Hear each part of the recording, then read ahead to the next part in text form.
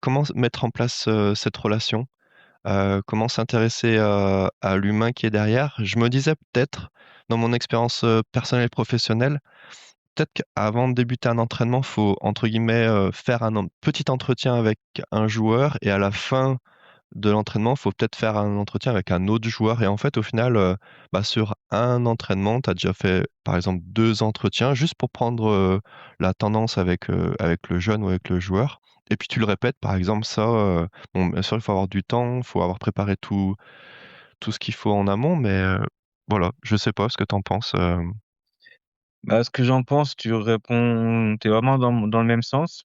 Pour le faire, bah, toi, en coaching, tu prépares déjà un état des lieux. Et quand toi, tu vas investir un lieu, un appartement, une maison, tu vas faire un état des lieux, poser toutes les choses, toutes les dimensions pièce par pièce.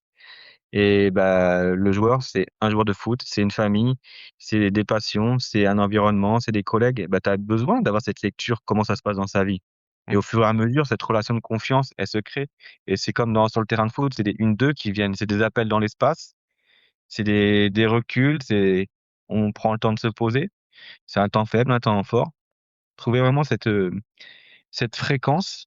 Et des fois, bah, les canaux sont ouverts pour communiquer. Mais des fois, quand l'entraînement il se passe mal, etc., bah, on prend du recul et puis on essaie de voir bah, pourquoi ça passe plus et on remet les choses dans l'ordre.